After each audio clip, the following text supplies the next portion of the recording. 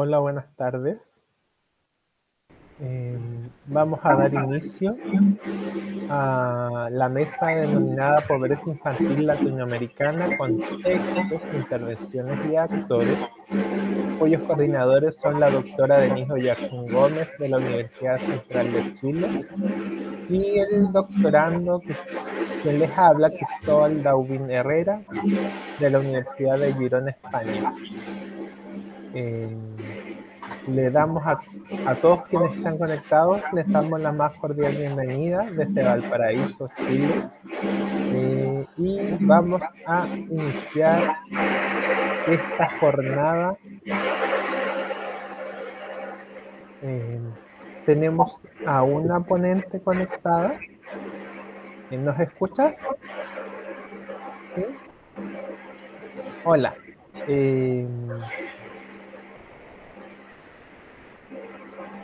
Estamos viendo que estás compartiendo tu pantalla. Ok, Denise, te dejamos para que nos presentes tu trabajo.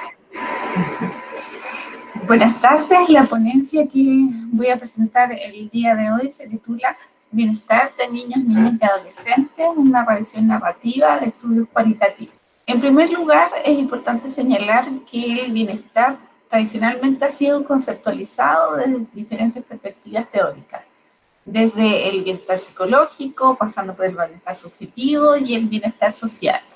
Todas ellas apuntan a modelos teóricos que entienden el estado de salud, ¿cierto?, positivo de las personas en un plano más bien personal o interpersonal e incluso social. Sin embargo, el bienestar también se puede conceptualizar como un constructo multidimensional y jerárquico. Esto implica que tiene más de una dimensión que lo compone y hay una jerarquía o importancia en estas dimensiones. Priestley en el 2005 propone que se alcanza el bienestar cuando son reconocidas de manera conjunta las necesidades personales, relacionales y colectivas de una persona. Por lo tanto, en esta primera aproximación a nuestro constructo de interés, que es el bienestar, podemos entender que es un constructo multidimensional con diferentes definiciones aportadas también por diferentes autores y autoras. En cuanto al estudio del bienestar, es posible señalar un creciente interés por el bienestar de niños, niñas y adolescentes en las últimas décadas, según lo han reportado diferentes autores y autores. Este interés proviene particularmente del movimiento de los indicadores sociales de la infancia, cuyos autores más representativos son Ben Ariely, entre otros. La mayoría de las investigaciones se han centrado en aspectos objetivos del bienestar, como la salud, la educación, las condiciones materiales, entre otras, a propósito de este movimiento de indicadores sociales de la infancia, y adultos investigadores son quienes han desarrollado una serie de medidas o instrumentos psicométricos que solicitan a niños y niñas que respondan para evaluar sus opiniones o puntos de vista en cuanto al bienestar de manera global o multidimensional. Sin embargo, hay otros autores y autoras y otra línea de investigación que plantea que el uso de este tipo de metodologías más bien cuantitativas no permite determinar bien o saber bien si estos resultados, ¿cierto?, o este tipo de preguntas son significativos para niños y niñas. Más recientemente, la revisión de la literatura ha mostrado que se han producido una serie de estudios de bienestar utilizando técnicas, métodos, ¿cierto?, cualitativos, indagando directamente, ¿cierto?, en las voces de niños y niñas. Por otro lado, la revisión de la literatura también muestra que se han realizado estudios de revisión del bienestar, particularmente categorías o sus dimensiones, considerando que es un constructo multidimensional, y otros estudios de revisión retrospectiva que han asociado el bienestar a diversos constructos, como el rendimiento académico, la salud mental, entre otros, ¿cierto? Estas revisiones de la literatura principalmente se basan en estudios cuantitativos en diversos países a nivel internacional y poco tienden a mostrar de las particularidades de los más recientes estudios del bienestar utilizando métodos y técnicas cualitativas. Por lo tanto, el objetivo del presente estudio es caracterizar los avances de investigaciones cualitativas del bienestar de niños y niñas a través de una revisión narrativa de publicaciones en los últimos 5 años. Para responder el objetivo de este estudio, la metodología que se utiliza es una revisión narrativa. Es un tipo de revisión caracterizada por ser de una forma más o menos exhaustiva, realizada por un experto o experta en un tema en particular. La revisión narrativa constituye más bien una pieza de opinión, ya que si bien se buscaron publicaciones en bases de datos como Web of Science, Scopus y Cielo, en el rango de años del 2016 al 2020, no se realizó un procedimiento de selección sistemática de los documentos, sino una revisión narrativa orientada a responder el propósito general de este estudio. Los resultados de esta revisión narrativa nos muestran que encontramos básicamente 10 estudios cualitativos que fueron publicados entre los años 2016 y 2020 en diversas revistas de corriente principal, indexadas en bases de datos como WOS, Scopus o Cielo.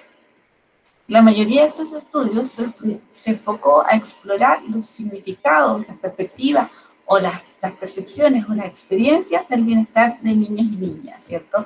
Siendo en su mayoría estudios de tipo exploratorio o descriptivo y tal como aparece en la diapositiva, centrados en significados, perspectivas, percepciones o experiencias, dependiendo de lo que delimitara el equipo de investigación. De niños y niñas de diferentes países, entre ellos Portugal, Croacia, Israel, Canadá, Rumanía, Reino Unido, Gales y República Checa.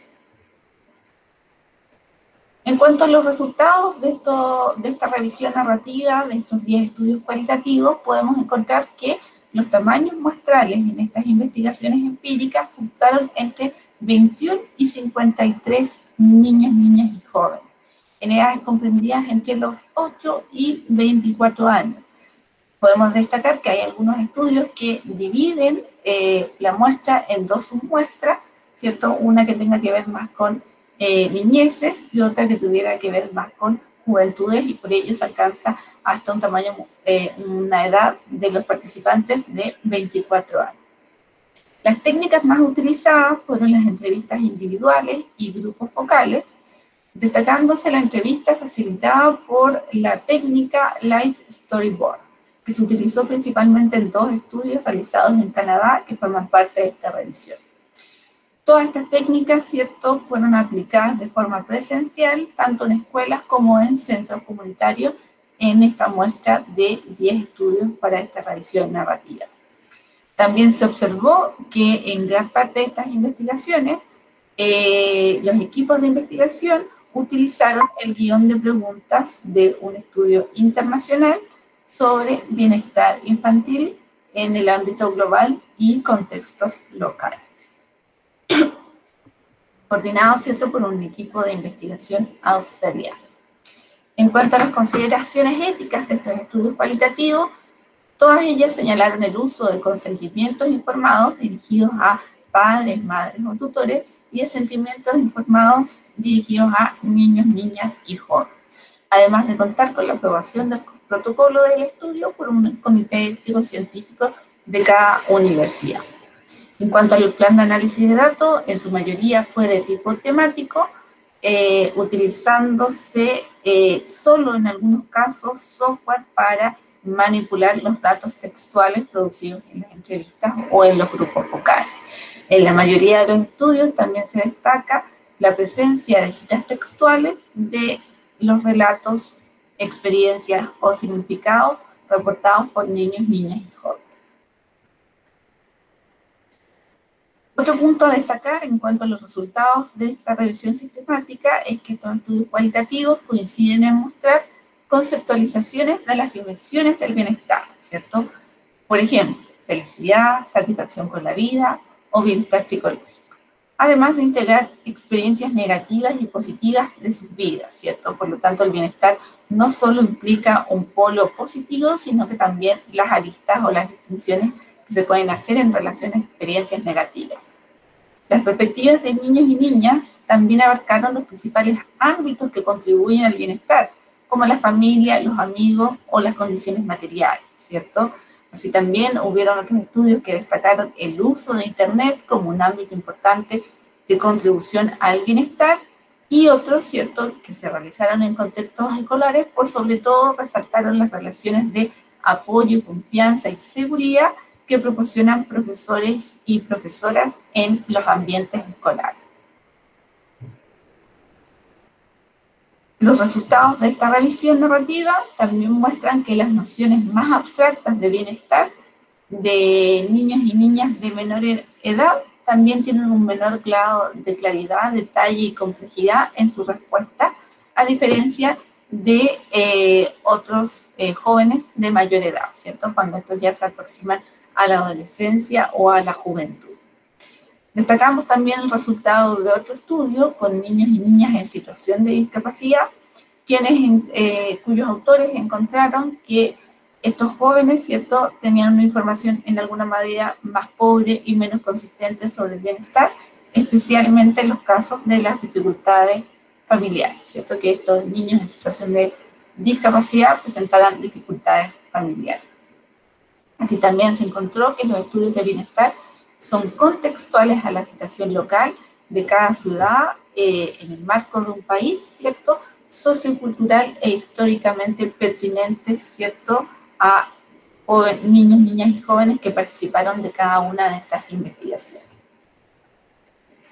A modo de conclusión, podemos señalar que los principales hallazgos de esta revisión normativa muestran que el bienestar de niños, niñas y adolescentes no se puede analizar en el contexto de un país, sino que es profundamente contextual a la situación local, social, cultural e histórica a la que pertenecen los más jóvenes. Por lo mismo, ¿cierto?, es que estamos trabajando con estudios cualitativos que pretenden profundizar, indagar, explorar o describir, ¿cierto?, las realidades que vivencian los más jóvenes.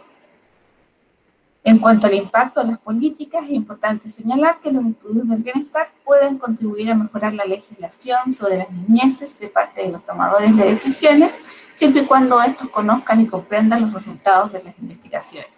Considerando este impacto en las políticas públicas, es importante señalar la necesidad de socializar resultados de investigación más allá de la academia o el mundo universitario, ¿cierto? Son aquellos líderes o lideresas políticas quienes pueden tomar decisiones en cuanto a la mejora de la legislación de las políticas dirigidas, ¿cierto?, a las infancias y juventudes. Esa sería la presentación de esta ponencia en el marco de la mesa y de la Bienal Latinoamericana y Caribeña en Primera Infancia, Niñez y Juventud. Muchas gracias. Muchas gracias, Denise, por tu presentación.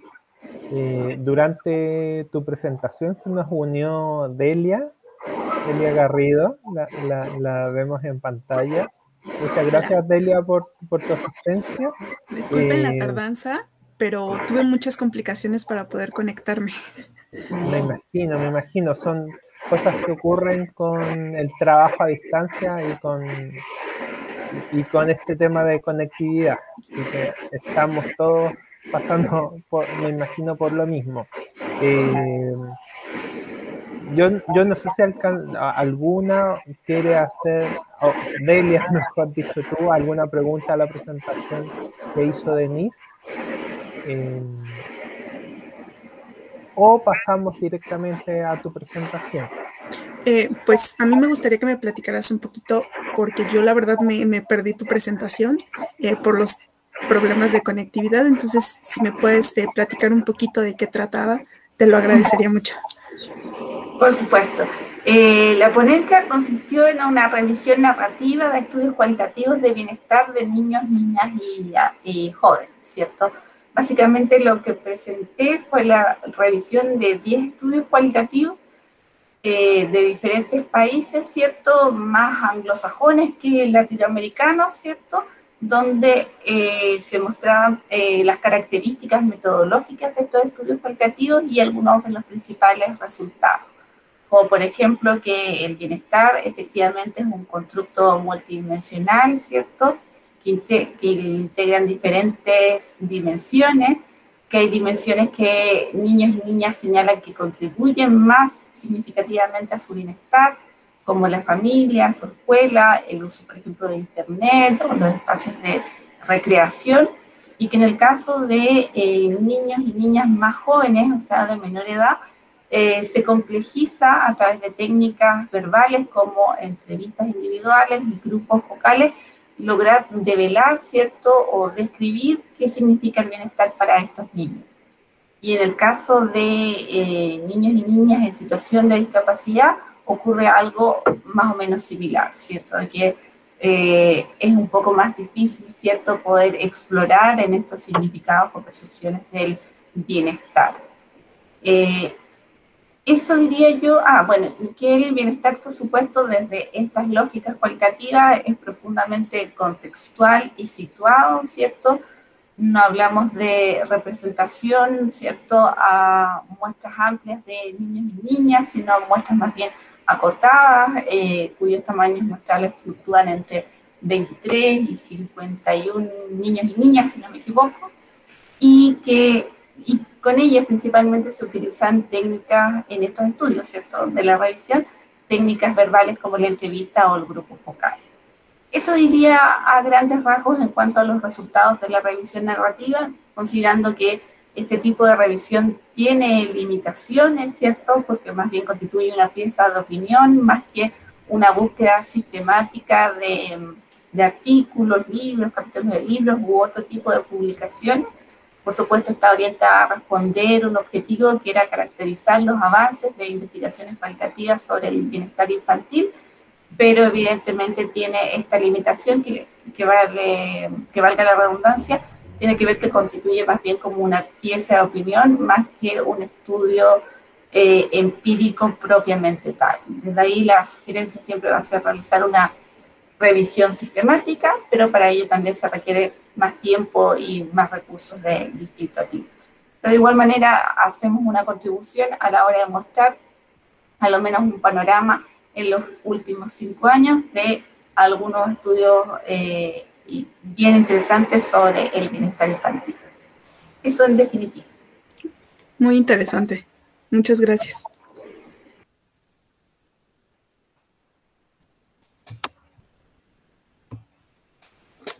¿Estás en silencio, Cristóbal? Ya está. Delia, perdón, lo que te decía, entiendo que tú nos acompañas desde México. Sí, así es. Y tu ponencia se denomina Pobreza Infantil y su relación con el cumplimiento de los derechos sociales de la niñez, el caso de los programas sociales en México. Así ¿cierto? Es. Ok, Delia, te dejamos entonces para que nos presentes tu ponencia. Bien. Muchas gracias. ¿Ahí está? Ahí sí. Sí. Va, perfecto. Bueno, yo actualmente me desempeño como ayudante de investigación en la Universidad Autónoma Metropolitana de la Ciudad de México. El tema, como ya lo mencionaste, es pobreza infantil y su relación con el cumplimiento de los derechos sociales de la niñez, el caso de los programas sociales en México. ¿Por qué enfatizar la pobreza infantil? ¿Por qué es importante? Bueno, yo me quise centrar en este tema de investigación porque si bien la pobreza es una problemática que afecta a millones de personas, tiene distintos grados de vulnerabilidad en cada uno de los grupos etarios. Entonces, destacar la importancia que tiene esta afectación en la población infantil es muy importante. No solo afecta a su desarrollo físico, mental, sino también el emocional. Entonces, es importante considerar el término de pobreza con un enfoque multidimensional, es decir, un enfoque basado en derechos, para que desde este enfoque se permita relacionar la pobreza con el incumplimiento de los derechos. Esta investigación que yo realicé fue realizada en el 2016 a 2018 y fue una investigación de carácter cualitativo.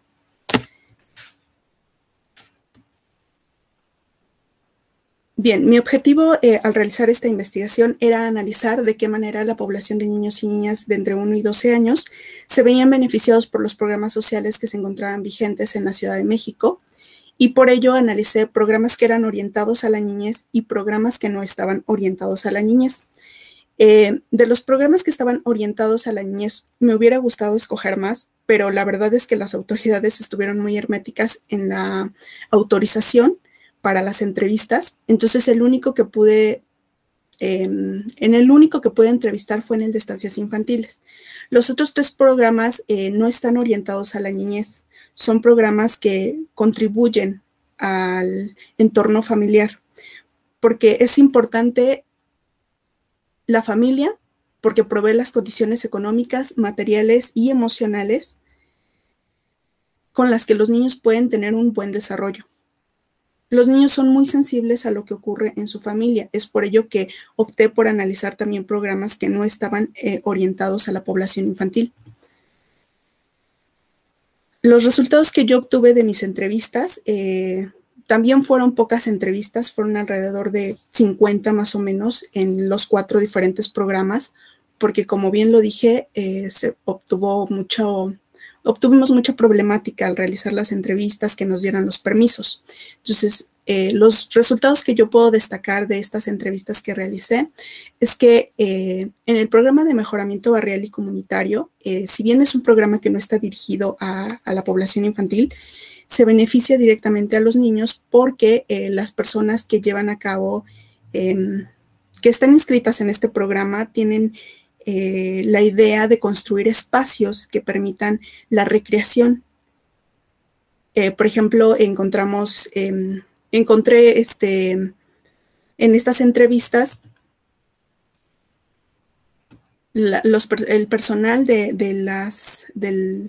los lugares me decía que creaban centros culturales, que había salones de usos múltiples para las diferentes actividades, lo que permitía que los niños pudieran tomar clases de hawaiano, danza, pintura, de teatro, ¿no? Entonces, eso desarrolla o contribuye en el derecho a la recreación. El otro programa que yo analicé fue comedores comunitarios. También es un programa que no está dirigido a la población infantil, pero si bien es cierto que no está enfocado, también beneficia en el derecho a la alimentación. Las madres acuden a estos comedores comunitarios, pueden comprar la comida por un costo de 10 pesos y es una comida muy completa. ¿Qué puedo destacar de este programa? El tiempo que les libera a las madres que trabajan en atendiendo a las personas que acuden al comedor comunitario, porque obtienen un ingreso que si no es muy alto, es seguro y que además les permite tener las tardes libres para poder hacer tarea con sus hijos, jugar con ellos o incluso llevarlos al parque.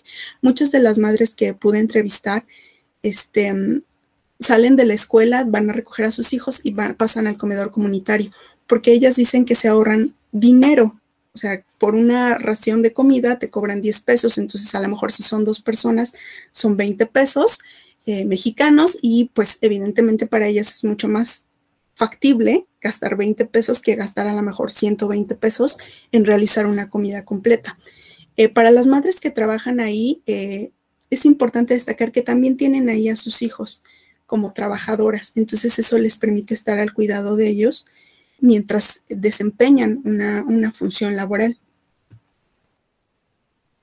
Otro de los programas que analicé es el de sociedades cooperativas. También es un programa que no está dirigido a la población infantil, pero permite que las madres también tengan un trabajo, porque forman la cooperativa dependiendo del giro que ellas quieran, y entonces pueden tener ahí a sus hijos cuando salen de la escuela, les permite tener un ingreso, les permite estar al pendiente de ellos y tienen un ingreso y no tienen un horario, ¿no? Que digan de 9 de la mañana hasta las 6, 7 de la noche.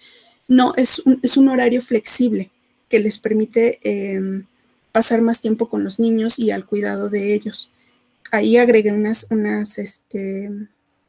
unos párrafos de las entrevistas que realicé a las personas del programa de sociedades cooperativas, en donde destacan la importancia que les ha dejado este programa social. Otro de los programas y el único en realidad que estaba, otro de los beneficios que tienen este programa de sociedades cooperativas, hay varias que están dirigidos a brindar educación preescolar. Entonces, las madres que trabajan en creando una sociedad cooperativa que está dirigida en este caso a brindar preescolar a los niños, también les benefician otros aspectos, ¿no? Este tipo de cooperativas, que son las actividades de recreación, tienen comedor, lo que les beneficia en el derecho a la alimentación. Las madres que trabajan ahí tienen ahí a sus hijos, entonces pueden estar al cuidado de ellos, tienen más tiempo para pasar tiempo con sus hijos, para hacer las tareas. Entonces, es importante destacar que este programa también les permite crear espacios de educación en donde las madres se pueden desempeñar laboralmente. Otro de los programas que analicé fue el de estancias infantiles. Este es el único programa en el que me permitieron el acceso para poder, que está dirigido a la población infantil. De fueron dos estancias infantiles, fueron pocas las entrevistas, en realidad fueron únicamente a las encargadas porque no me permitieron entrevistar a las madres, y cuando uno se acerca pues tienen un cierto hermetismo las madres de que si dicen algo mal del programa pues se los puedan quitar, ¿no? Entonces, ¿qué beneficios obtienen los niños mediante este programa? El de estancias infantiles brinda alimentación porque los niños tienen desayuno, comida, una colación, están supervisados por una nutrióloga, tienen pláticas de orientación sobre una buena alimentación, los padres de familia y los niños, tienen atención médica básica, donde se registra su peso, su talla, tienen un expediente clínico, servicio de dentista. Si presentan algún problema, se les canaliza a una institución como la Cruz Roja para que les brinden la atención que requieren. Brinda también un beneficio en la recreación y el esparcimiento, porque los niños pueden llevar a cabo talleres después de sus actividades de educación, que son de las 9 a las 2, y después asisten a su hora de comer, y después de eso les dan actividades de recreación, teatro, danza, dibujo, artes, etc. ¿Qué es lo que puedo destacar de los 4 programas en general? Pues los que están resaltados en negro son como los derechos en los que más, que era como evidente, ¿no?, que el programa social iba a beneficiar, y los otros son aquellos en los que, haciendo las entrevistas, uno ya puede decir, bueno, es que este programa social, si bien no está dirigido, por ejemplo, al cuidado de los niños o a la alimentación, beneficia indirectamente en otro tipo de derechos, como son, por ejemplo, el de comedores comunitarios, está dirigido a la alimentación, pero también beneficia en el derecho al cuidado, en el derecho a la recreación y el esparcimiento. ¿Cuáles son mis reflexiones finales sobre estos programas y sobre esta investigación que realicé? Bueno, lo primero y lo más importante es que los derechos sociales en los programas sociales únicamente están plasmados en lenguaje. No son programas que estén enfocados en garantizar los derechos, sino únicamente en cubrir rezagos y ciertas necesidades de la población a la que están beneficiando. Considero importante que los programas sociales deben tener una articulación, una integración que pueda formar un esquema que les brinde una protección a los derechos de los niños. Es importante que también se haga un seguimiento de la evaluación de los programas que están ahorita funcionando, que están vigentes, porque muchos de los programas no están avanzando en la solución al problema al que les dio origen. Entonces, es importante que desde el diseño del programa se haga una incorporación de derechos para que los niños se puedan ver beneficiados. Para eso yo creo que es importante tomar en cuenta los contenidos esenciales de cada derecho y no solamente decir, bueno, vamos a beneficiar a la alimentación, sí, pero ¿qué tipo de alimentación? Tiene que ser de calidad, tiene que tener ciertas características. Considero que es importante que se dé una atención a la primera infancia para que contribuya a romper este ciclo generacional de la pobreza que se ha dado en nuestro país.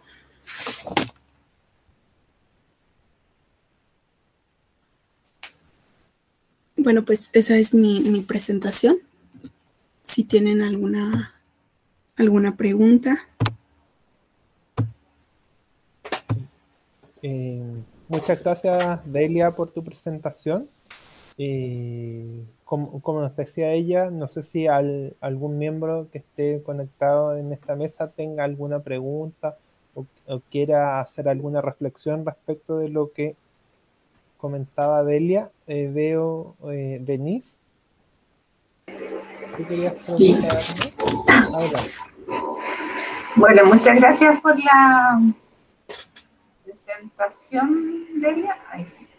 Parece bien interesante. Bueno, en la mayoría de nuestros países latinoamericanos hay programas de gobierno o gubernamentales que son emblemáticos, más conocidos, ¿cierto? Mejor evaluados. De los que tú revisaste, ¿cuál es el que cumpla cualquiera de estas características? El que tenga una trayectoria más amplia, el que sea mejor evaluado por las autoridades, por la ciudadanía, quizás haya sido replicado en otro país. Esa es la pregunta. Ajá, uno de los programas sociales que, digamos, sería un poco más emblemático, sobre todo aquí en México, sería el de comedores comunitarios. Ha tenido mucho impacto en las zonas en donde los han colocado, porque son bastantes los que han, todos los comedores que se encuentran. Entonces, incluso en la población, ¿no? Cuando tú entrevistas a las personas, están agradecidas por tener acceso a un comedor comunitario en donde la comida les cuesta 10 pesos, porque para ellos es mucho más barato.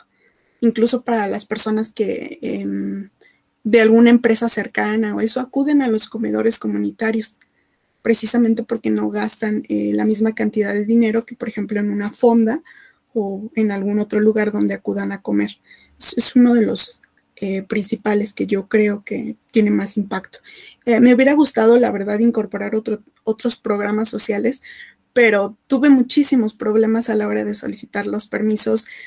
Pues no contestaban los correos, las cartas que se les enviaban. Entonces, o por ejemplo, de los programas que yo, en los que yo entrevisté, tuve la oportunidad de entrevistar, en los comedores comunitarios yo tenía a los monitores ahí al lado cuando yo estaba haciendo mis entrevistas con las personas. Entonces las personas se cierran un poco más a responder las preguntas que tú les estás haciendo por lo mismo de la presencia de los monitores que están ahí, ¿no? Que es lo que comentaba, tienen como cierta hermetismo de decir, pues es que si contesto algo que no sea correcto, pues me puedan tal vez, no sé, quitar el beneficio. ¿Y este programa, por lo que tú dices, entonces, es abierto como a la ciudadanía o está focalizado en un... No, fíjate que este programa de comedores comunitarios está priorizado a zonas vulnerables y está abierto a toda la población. Cualquiera que pueda pagar el costo de la comida puede ingresar sin ningún problema. Y fíjate, por ejemplo, ahí en los comedores comunitarios, cuando una persona va y compra, no sé, alrededor de 5 porciones, lo que hacen en el comedor comunitario es que les regalan, no sé, 1 o 2 kilos de tortilla por la cantidad de raciones que están comprando. Entonces, a lo mejor muchos no se quedan en el comedor comunitario, sino compran las raciones y lo que hacen es irse a su casa y ahí comen, ¿no? Con su familia. Y a propósito de lo que mencionabas de las dificultades que te fuiste encontrando para hacer las entrevistas, en el caso de entrevistar a niños y niñas, a propósito también de lo que yo presentaba a través de la revisión narrativa, si nos pudieras contar un poco más. Fíjate que no fue posible, en realidad, todas las personas que fueron entrevistadas eran adultos, porque incluso en el comedor comunitario, pues, las madres de familia es igual, ¿no? Son como muy herméticas a que te acerques al niño o le preguntes, etcétera. Entonces, no, la verdad no tuve oportunidad, lo que hubiera sido muy interesante en realidad, pero únicamente pude entrevistar a personas adultas. Muchas gracias, Delia. Interesante. No, gracias a ti. Revisión de programas en México. Gracias. Muchas gracias, Delia. Durante tu presentación se nos sumó otro ponencista más a nuestra mesa. Veo que está conectado Nicolás Iglesias. Hola Nicolás, mucho gusto. Hola, un gusto. Bienvenido a la mesa. Gracias. Entiendo que tu ponencia se denomina Cosificación de una primera infancia pobre en Exacto. Uruguay y en Chile. ¿Sí? Te dejamos para que tú nos presentes tu trabajo y luego iniciemos una ronda de preguntas. Bien. ¿Puedo compartir pantalla, cierto?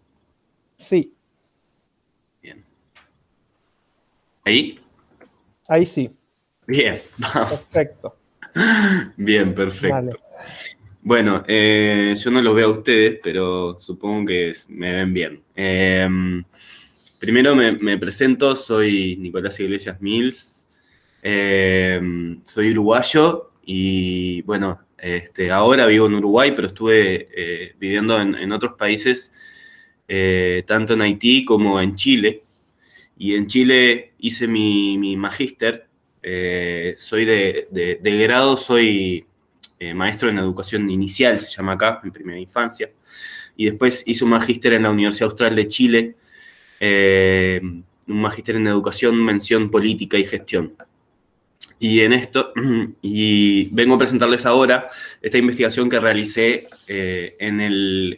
para mi tesis de magíster, que se llama Alteridad y Pobreza en la primera infancia, Uruguay-Chile, y la ponencia de hoy se va a llamar Cosificación de una primera infancia pobre. Bien. No es lo mismo definir lo que es una mesa, por ejemplo, o un vaso de agua. Sabemos que una mesa es una mesa porque tiene 4 patas, sirve para apoyar cosas, que definir qué es la pobreza. Que definir quién define qué es la pobreza y qué no. Quién define quién es el pobre y quién no. En base a eso vengo estudiando esto ya hace como 5 años. Después de que terminé mi maestría, seguí trabajando en este asunto. ¿Quiénes tienen el poder de definir al otro? Y si el otro está fuera de mí. ¿El pobre es aquel que no soy yo? Esa es la pregunta principal. ¿Y qué pasa en la primera infancia, no? En base a esto hice un estudio cualitativo trabajé aproximadamente en 6 escuelas de Uruguay y de Chile, en un análisis crítico del discurso, y entre entrevistas grupales y entrevistas personales en profundidad, conté con alrededor de 120 personas. Hice un análisis de discurso de todas las entrevistas que tuve. Podemos decir que ante este cuestionamiento, ¿no? Ante esta disyuntiva de decir, bueno, ¿quién define qué es la pobreza? Si la pobreza no es tangible, no se puede tocar, no se puede oler, digamos. Hay 2 tendencias, ¿no? No es que la pobreza no existe per se, sino que no existe como físicamente, ¿no? Entonces se puede decir que no existe como en función de lo tangible, ¿no? Y en función a esta disyuntiva, bueno, hay 2 posturas, ¿no? Primero, intento no pensar en eso, la pobreza no tiene nada que ver conmigo, ¿no? O la hiperseñalización de la pobreza, ¿no? Todo lo sabemos sobre el pobre, ¿no? Irónicamente, bueno, la eliminación, ¿no?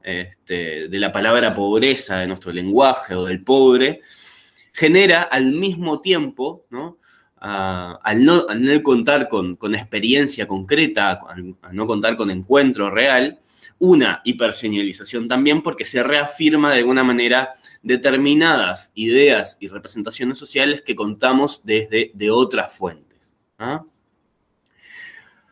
Por ejemplo, acá vemos un gráfico que es Uruguay y Chile, cómo fue evolucionando el nivel de pobreza por ingresos. ¿Ah? También está en el análisis de qué es la pobreza, digamos, pudimos a nivel académico, primero dijimos que, bueno, analicemos la pobreza por ingresos. Después hubo también un esfuerzo de hacer la multidimensionalidad, ¿no? La educación, la vivienda, etc. Pero, ¿qué tiene que ver la desigualdad en todo esto? Por ejemplo, ¿son fenómenos distintos? ¿Son fenómenos que van a la par? ¿Y por qué, según estos gráficos, por ejemplo, la desigualdad en nuestros países se estanca durante los últimos años y la pobreza sigue bajando, ¿no? ¿Qué tiene que ver esto?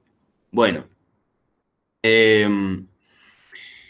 acá entra otro fenómeno que nosotros llamamos la desigualdad vincular, ¿ah? Que no estamos analizando en estas gráficas.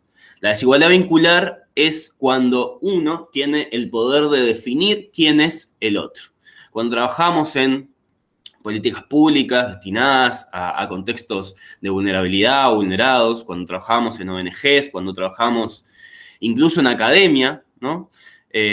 Tenemos el poder de definir quién es el otro. A veces es útil, ¿no? Para armar políticas públicas es importante que tengamos y definamos cuál es nuestra población objetivo, ¿no? Yo hoy por hoy trabajo en un programa que se llama Plan CAIF, que es destinado a primera infancia en las zonas más vulnerables del país. Bueno, tenemos que definir quién sí y quién no es beneficiario de este programa. Y en función a eso, en el día a día, las personas que trabajan no solo en la política pública a nivel de papel, sino el día a día, las personas que encarnan la política tienen una imagen, una representación social de quién es el beneficiario, ¿no? ¿Quién es el pobre que está? El pobre, digo, a ver, a veces puede parecer como que es una palabra estigmatizante, y lo es, pero esta palabra no se ha eliminado de nuestras representaciones sociales, ¿tá? Y en el día a día tenemos una definición de quién es el otro, ¿no? Y al definir quién es el otro, bueno, existe lo que llamamos la desigualdad vincular. ¿Cómo se da esto? Tengo una esquemita para presentarles. De este lado tenemos una persona y de este lado la otra. Imagínense que fuera un trabajador y un beneficiario de esta política de primera infancia. Y entre ellos hay una brecha económica y multidimensional. Al mismo tiempo, el trabajador tiene expectativas, ideas previas, deseos personales, ¿ah? Sobre quién es la otra persona que está ahí. A esto le llamamos la brecha relacional, ¿ah? ¿Y qué pasa cuando existen más personas con los mismos deseos, con las mismas ideas, con las mismas expectativas? Se genera lo que se llama el discurso de la pobreza. Definimos, de alguna manera, aunque no lo escribamos y no esté, digamos, en un papel, tenemos un discurso social de quién es el beneficiario de esta política pública, ¿ah? O de la ONG, o incluso en nuestra cotidianidad, ¿no? Cuando yo, de alguna manera, me nutro de fuentes de medios de comunicación para definir qué cara, qué olor, qué sabor, ¿no? También tiene la persona a la que nomino como pobre. ¿Y qué termina pasando? Bueno, de alguna manera, esta persona se puede terminar creyendo el cuento, el discurso. Imagínense también si le sumamos otros fenómenos, el género, la raza, la orientación sexual, la clase, todo eso apunta a generar el discurso de la pobreza, ¿ah? ¿Qué pasa en la primera infancia? Bueno, este es el típico esquema de Bronfenbrenner, ¿no? Del desarrollo ecosistémico, y Bronfenbrenner lo tenía muy claro. El desarrollo del niño no es solo a nivel micro, ¿no? También lo macro, también los sistemas secundarios también van aportando al desarrollo del niño. ¿Qué pasa cuando la concepción de pobreza se va yendo de un sistema al otro? Afecta directamente a la construcción de la identidad de ese niño que crece en un contexto determinado. Ante esto, pudimos identificar en los discursos dos actitudes y dos posturas que pueden ir de la mano aunque parezcan opuestas. Primero, lo que llamamos el afecto neoliberal. ¿Qué es el afecto neoliberal? Bueno, El afecto neoliberal es cuando el otro yo lo traigo a mis propios deseos. Vayamos a un ejemplo práctico. En el correr del día a día de una escuela, en un contexto de vulnerabilidad, tiene un horario de apertura y un horario de cierre. En general, ese horario de apertura y de cierre coincide con los tiempos laborales de las familias que van a dejar a sus hijos ahí, ¿no? Pero nosotros exigimos que esa persona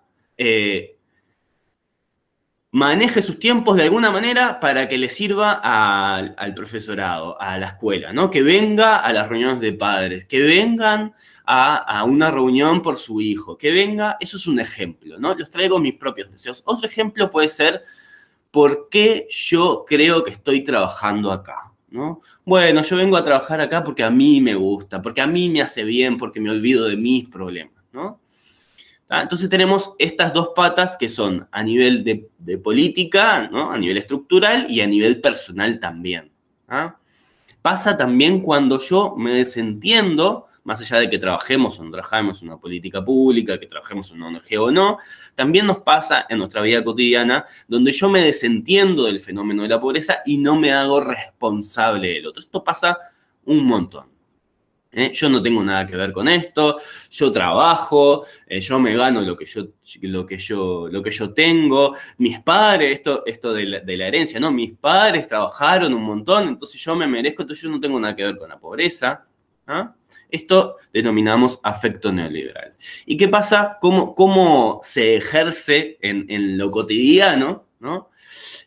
A través de lo que llamamos la gobernabilidad, que no voy ahora a profundizar mucho porque no hay mucho tiempo, pero que tiene que ver con esto, con que el otro, al que definimos como pobre, acepta las referencias de, léase, cualquier grupo de poder puede ser a nivel político, pero también puede ser a nivel cotidiano, en mi forma de actuar diaria. Es decir, yo asumo el discurso de la otra persona. ¿Cómo se hace eso? Bueno, a través de 3 fenómenos. Esto, perdón, pero no sé si dije, pero esto lo saco del análisis del discurso de las entrevistas. El control a nivel personal y estructural, lo que hablábamos de los tiempos, por ejemplo, tiene que ver con un determinado control estructural, ¿no? Que cumplan con determinadas características para que sean beneficiarios de tal política pública. Y por otro lado, siempre en la historia de vida, porque he profundizado mucho en las historias de vida de los entrevistados, hay un factor de control de alguien, le hace en general la mayor parte de familia. ¿Tá? ¿Qué pasa cuando, por ejemplo, en la política pública donde yo trabajo, nosotros vamos a las casas cuando no vienen muy seguido? Bueno, nosotros vamos a las casas a ver qué pasó, ¿no? ¿Dónde están? Esto tiene un contenido comunitario, pero también un contenido de control, porque no pasa en otros sectores de la sociedad. ¿Ah? El otro es el discurso de la naturalización de la pobreza, es decir, bueno, esto siempre va a ser así, ¿no? Los pobres siempre van a existir y eso va a seguir sucediendo, entonces no vale la pena hacer nada por eso. Esto, hoy por hoy, hay un sector de la sociedad que cree eso, bastante grande, y además unos sectores políticos que también lo promueven así. Y después, por supuesto, la creación de recetas únicas para la superación de la pobreza. Es decir, bueno, nosotros, esto pasa siempre, no estoy demonizando por las dudas, ¿no? Pero si vos tenés una ONG y tenés un proyecto que vas a llevar a cabo, bueno, de alguna manera tenés que poner medios, métodos, formas de qué se va a tratar el proyecto, y esto genera muchas veces la creación de recetas únicas para decirle a la otra persona, bueno, mirá, vení, tenés que hacer determinadas cosas para superarte a ti mismo, ¿no? Esto pasaba mucho en Haití, donde yo trabajaba antes, está lleno de ONGs y cada una hace, digamos, lo que le parece. Bueno, acá unas citas que voy a pasar de las entrevistas. Y el otro finalmente termina convirtiéndose en un objeto de consumo, un objeto de consumo de la persona que trabaja diariamente, un objeto de consumo de la política pública y un objeto de consumo de aquella persona que camina corrientemente en la calle y que tiene un discurso determinado que deposita en el otro y que empieza a transformar al otro, ¿no? el objeto de consumo como si fuera justamente el afecto neoliberal, ¿no? Esto de el otro puede ser lo que yo quiero que sea, ¿no? Porque tengo el poder de definirlo. Y esto hace que, de alguna manera, se siga reproduciendo la pobreza a través de una negación de la responsabilidad, ¿no? Yo no tengo nada que ver con esto, ¿no? Incluso los que vamos a trabajar diariamente, es muy difícil hacerse responsable por el otro, ¿no? Ahora vamos a ver por qué. Y esto genera lo que les decía hoy, la desigualdad vincular. Cuando tenemos el privilegio de desentendernos del otro, ¿no? Frente a la pobreza, yo no me hago responsable, la pobreza está en el otro y no en mí mismo. Esto quiere decir, no trabajamos desde la alteridad y ahora voy a explicarlo bien, genera desigualdad. Hay en los discursos, tres factores que se repiten de por qué la pobreza existe. ¿Ah? Primero, es algo responsabilidad del Estado, que ha generado políticas públicas que no han estado buenas y que han generado desigualdad. Segundo, es por una cuestión de salud mental, no son capaces de salir adelante, digamos, seguramente tienen un problema. Y tercero, esto que decía, de que no tienen las capacidades naturales para salir de la pobreza. ¿Ah? Y genera lo que se llama la cosificación de la pobreza, o la cosificación en este caso de la primera infancia pobre, porque como ya dijimos, influye directamente en la construcción de la identidad del niño o de la niña. Voy a hacer un resumen grande de la gran mayoría de las cosas que dijeron sobre qué es la pobreza y cómo se ha construido la representación social de la que hablábamos hoy. Hay elementos estructurales, elementos personales y elementos de contexto, ¿tá? Dicen, el pobre es un elemento político, son números, son recursos, son un problema, son harapientos, es decir, tienen la ropa rota, ¿no? Tienen mal olor, no tienen que comer, son delincuentes, no tienen voluntad, son inferiores, no tienen oportunidades, ¿no? Es una cuestión de género también aparece. Son los pobrecitos, son los que dan pena. Hay un llamado, de acá aparece esto de lo mesiánico, ¿no? Casi cristiano, del llamado a ayudarlos a los otros que están fuera de mí. ¿No? Están alejados, son un fenómeno rural, tienen viviendas precarias. Y esto genera lo que se llama la fealdad del pobre, que es un concepto que habla mucho Fernando Vidal, que les recomiendo también que exploren si quieren seguir explorando esto del discurso de la pobreza. Fernando Vidal, un español que habla un montón de esto. Bueno, también hay, ante esta totalización, le llamamos, esta totalización de la pobreza, porque de alguna manera el discurso y la representación social va totalizando el rostro del pobre. Hay algunos factores, sí, de resistencia, para no ser tan negativos siempre. Primero, el rostro del otro como resistencia concreta. Es decir, lo que hablábamos hoy de la experiencia real genera salirse de la totalización de mi propio discurso. ¿Ah? En medida que yo vaya encontrándome con el otro, y encontrándome con el rostro del otro, van a ir rompiéndose estas totalizaciones. Después, la actitud y la postura de la alteridad. ¿Qué es la alteridad? Bueno, cuando el otro puede existir sin justificarse. La heterogeneidad radical del otro. ¿Ah? ¿Esto cómo se hace? Bueno, primero a través de la propia historia del individuo. Es algo que he descubierto. Cuando el otro tiene la posibilidad de generar un espacio para manifestarse y contar su historia, va deconstruyendo su propia concepción de sí mismo como pobre. ¿Ah?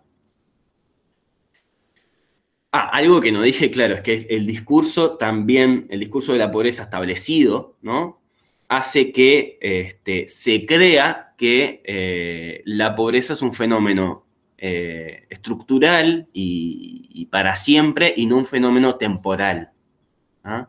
Se afecta a la construcción real del ser de la persona. ¿Ah? Y por ende a la primera infancia, a sus familias y a los niños.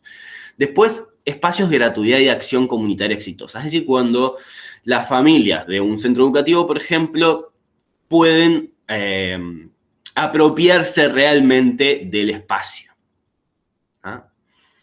Y en la construcción de ese espacio. Es muy difícil, pero suele pasar. Y por último, quiero traer este concepto que es el concepto de kenosis.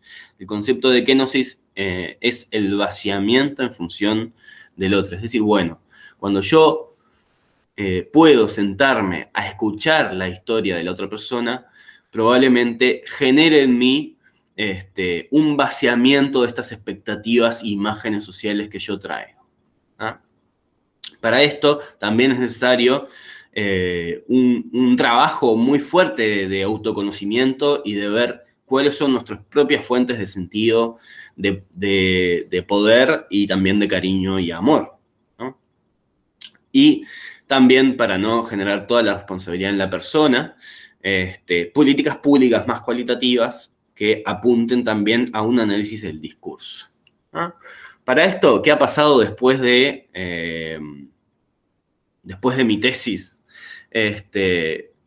Alrededor de este entendimiento de la desigualdad, formamos un colectivo que se llama La Lógica del Encuentro, que nos dedicamos a dar talleres sobre el discurso de la pobreza, justamente.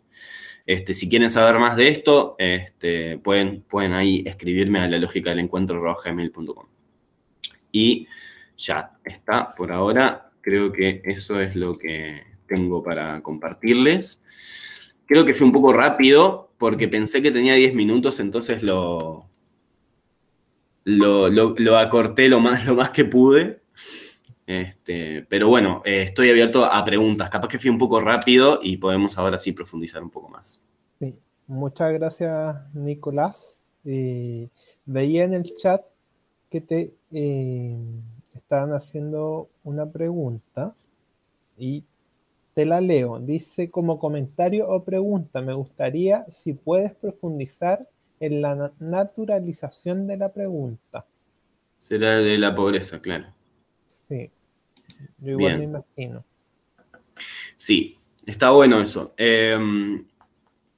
La naturalización de la pobreza es cuando creemos que siempre existió la pobreza, desde siempre. Y siempre va a existir hasta el final de los tiempos, ¿ah? Esto puede pasar con la naturalización de, yo qué sé, otras cosas, ¿no? Cuando hay un discurso, hay una entrevista que dice que decía, ¿no? Bueno, los drogadictos siempre van a ser drogadictos, ¿no? También va por ahí, la naturalización de la drogadicción. No hay esperanza de que salgan de eso, ¿no? Me decía. Con la pobreza puede pasar a nivel personal, de que esta persona nunca va a salir de ese lugar.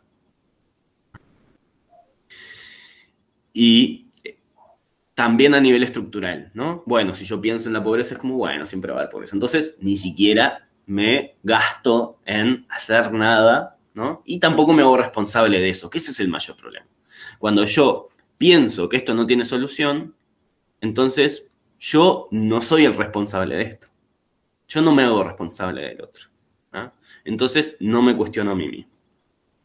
Va un poco por ahí. Súper. Muchas gracias, Nicolás. A mí, quizás como comentario, como reflexión, este tema del otro, que quizás en la situación actual, el momento coyuntural que estamos viviendo en pandemia y en específico quizás aquí en Chile, donde atravesamos un proceso como de revuelta que está decantando en un proyecto constituyente, luego la pandemia, que nos hizo entender la fragilidad y quizás que este otro y verlo al frente, quizás nos hizo entender que era un fenómeno que era más comunitario, que era más compartido.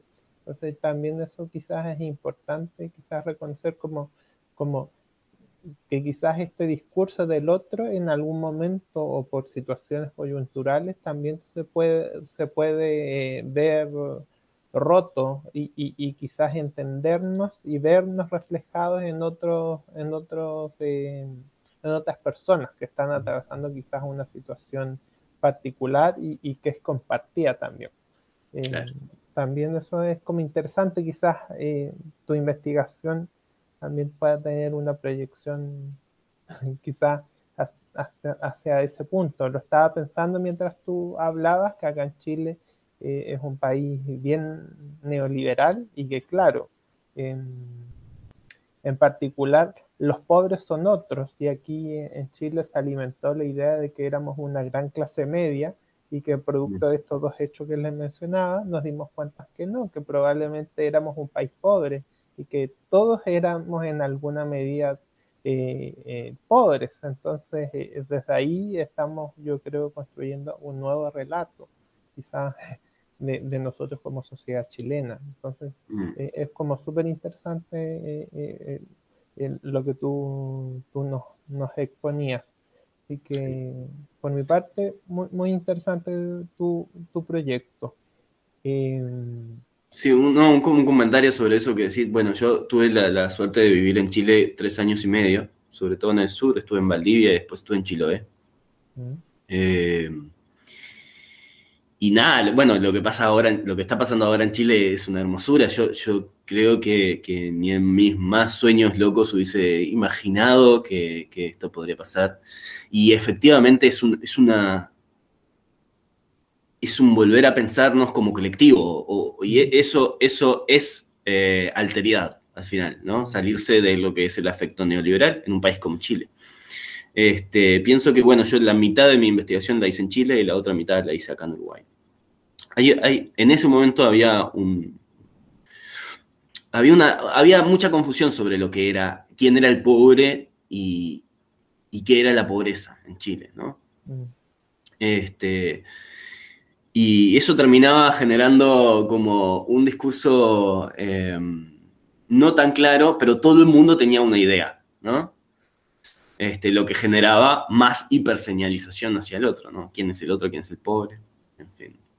Y en Chile específicamente hay muchos factores a tener en cuenta. Bueno, pueblos originarios, género, migración, ¿no? Que van fomentando la representación social de la que no se habla, de lo que no se hablaba en realidad. Porque ahora hay debate constante sobre qué es la desigualdad y cómo nos afecta diariamente, y eso me alegra un montón. En el sur, no sé vos dónde vivís, pero en el sur yo lo vi un poco más complejo el asunto, de jerarquías súper marcadas en los lugares donde yo trabajé, por lo menos. Y eso hacía que siempre nos construyéramos en función a lo que nuestro jefe quería de nosotros, ¿no?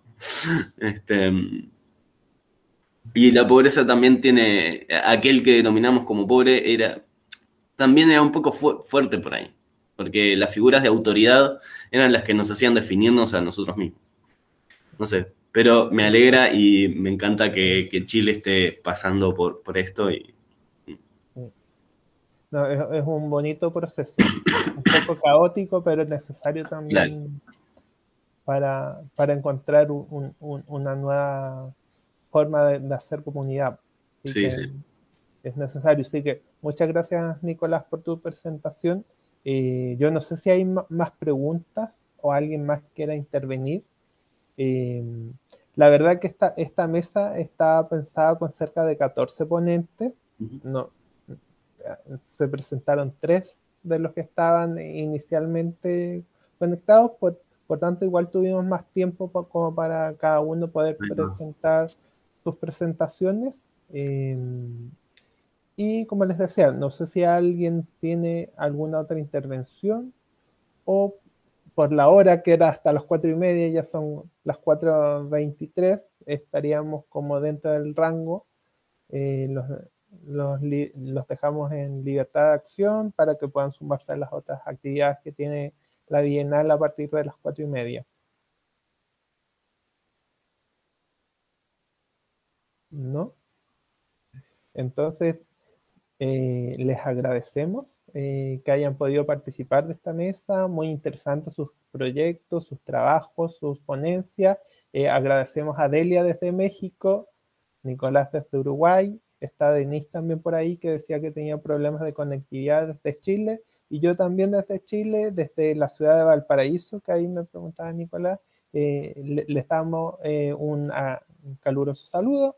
Y que, bueno, sigan participando activamente de esta bienal que por primera vez la estamos realizando de manera telemática. Así que muchas gracias por su participación y esperamos volverlos a encontrar en otro momento. Así que muchas gracias por todo.